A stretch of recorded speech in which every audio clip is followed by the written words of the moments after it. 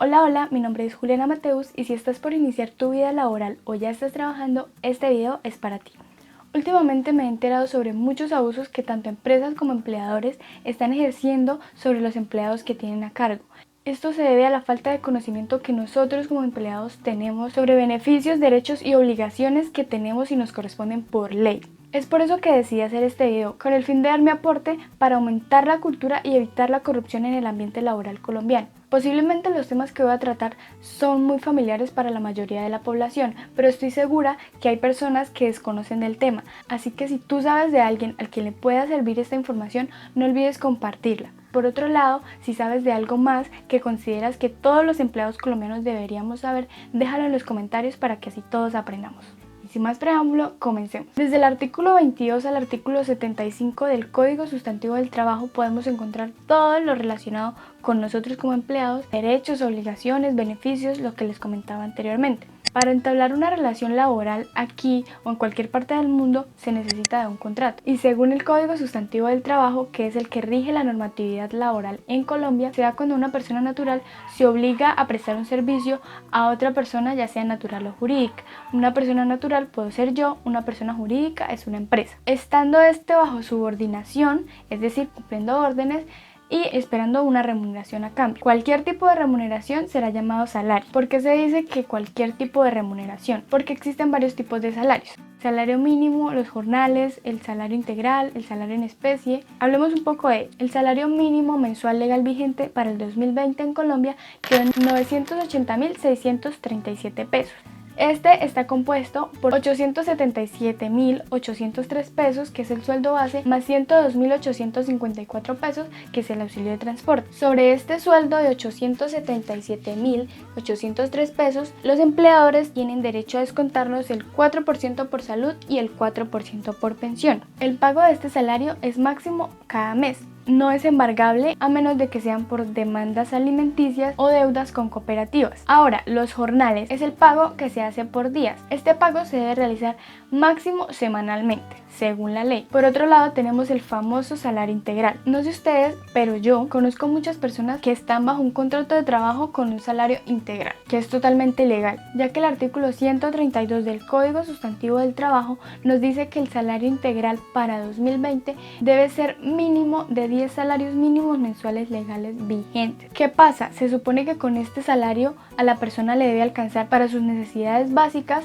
para pagar y solventarse él mismo con salud, pensión y pagarse él mismo sus prestaciones sociales, sus cesantías, sus intereses, y las empresas una vez más se aprovechan de la ignorancia de los empleados y les hablan de un salario integral de 1.500.000, lo cual es totalmente ilegal. Y por último tenemos el salario en especie. Este salario en especie se ve reflejado en vivienda, en alimentación, cuando tienen que trasladar a los empleados, por ejemplo, de construcción a otra ciudad, entonces manejan un tipo de salario llamado especie, en el cual les pagan una parte con vivienda, alimentación y la otra pues en efectivo. El salario en especie, cuando hablamos de un salario mínimo, no puede superar el 30% del valor y esto debe quedar estipulado siempre en el contrato. Hablemos de la capacidad laboral. En Colombia adquieres la capacidad laboral a los 18 años. Para trabajar 8 horas diarias, 48 horas semanal. Cuando por alguna razón se empieza a trabajar de más, el empleador está obligado a pagarnos las horas extras y recargos correspondientes. Veamos cómo funciona. El horario en el que se cumplen estas 8 horas se divide en dos, diurno y nocturno. El horario diurno empieza de 6 de la mañana a 9 de la noche. La jornada nocturna inicia de 9 de la noche a 6 de la mañana. Por ejemplo, una secretaria trabaja de 8 a 12 y de 2 a 6, cumpliendo sus 8 horas diarias, pero un día de la semana tuvo que trabajar hasta las 8 de la noche.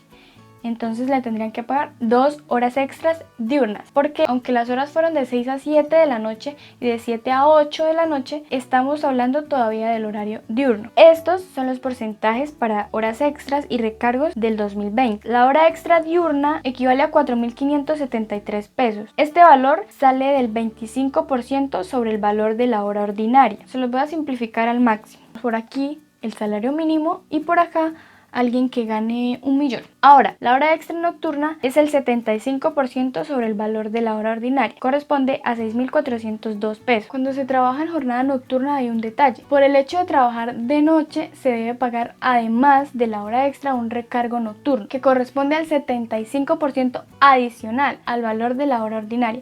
Continuando con el ejemplo de la secretaria, trabajó hasta las 10 de la noche. En este caso le corresponden 3 horas extras diurnas, una hora extra nocturna más el recargo de esta hora extra. Ojo, esto cuando el horario laboral de la persona es de día y le tocó trabajar por alguna razón de noche. Caso diferente es con los celadores, por ejemplo, que ellos laboran en jornada nocturna. Para ellos el recargo nocturno es del 35% sobre la hora ordinaria. Para los jóvenes menores de 18 años existe la ley 1098 de 2006, en la cual se estipulan los parámetros bajo los cuales estas personas podrían trabajar, siempre teniendo permiso del inspector de trabajo, el cual lo solicita el representante legal o los padres del menor. Los jóvenes entre 15 y 16 años, según esta ley, pueden trabajar máximo 6 horas diarias, 30 horas semanales, y los que tienen 17 años pueden trabajar máximo 8 horas diarias, 40 horas semanales, es decir, solo podrían trabajar 5 días a la semana. El pago que ellos deben recibir es proporcional al tiempo laborado, no inferior al salario mínimo mensual legal vigente. Se debe liquidar el salario mínimo por 5 días. Ahora, el periodo de prueba. Según el artículo 78 del Código Sustantivo del Trabajo,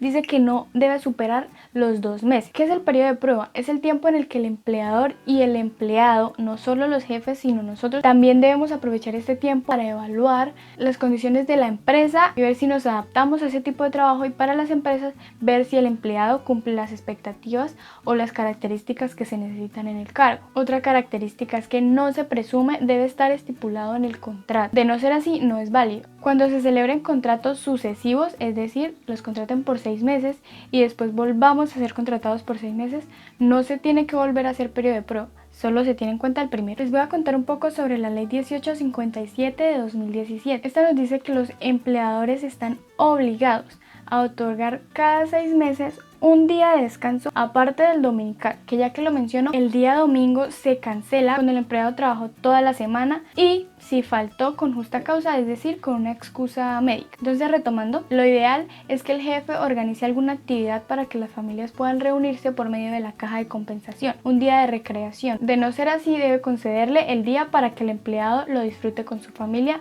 por sí solo. Esta ley se creó con el fin de fortalecer y garantizar el desarrollo de las familias colombianas, y hasta donde sé son muy pocas las empresas que están cumpliendo con esta ley, pero es exigible este día para compartir con la familia. Esta es una parte muy importante, la liquidación y terminación de los contratos. Llámese contrato verbal o contrato escrito, siempre debe finalizar con una liquidación. Vacaciones, prima, cesantías e intereses sobre cesantías. Las vacaciones son 15 días por cada año trabajado. Esta liquidación siempre será proporcional al tiempo trabajado. La prima, que creo que es la más conocida, es un salario mínimo por año que se cancela en 2 cuotas, una a finales de junio y otra a finales de diciembre. Las cesantías, que por aquí les voy a dejar la fórmula para calcularlas, y los intereses sobre cesantías, que son el 12% sobre el valor de las cesantías.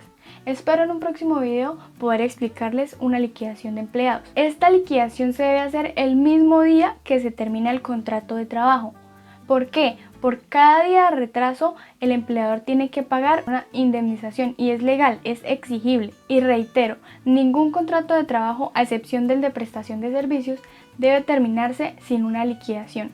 Todos los empleados, cuando se van de una empresa por terminación de contrato, por renuncia voluntaria o por cualquiera que sea la razón, debe salir de allí con la liquidación y el mismo día que se termina el contrato o la relación laboral. Y por último les voy a hablar de las embarazadas.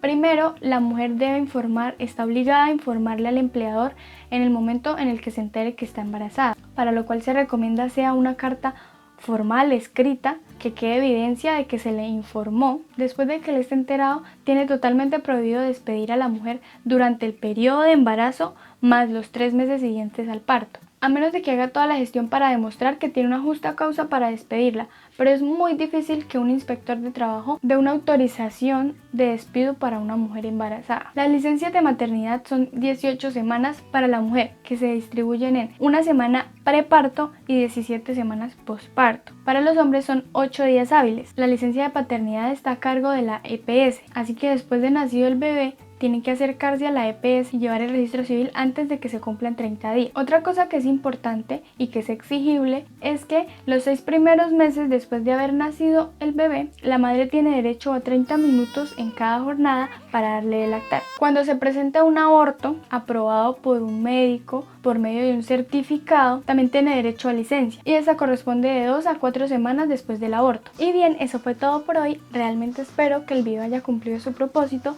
y por favor no olviden compartir el contenido, ya sean ustedes mismos o por medio del video, con las personas que tal vez tengan desconocimiento de estos temas.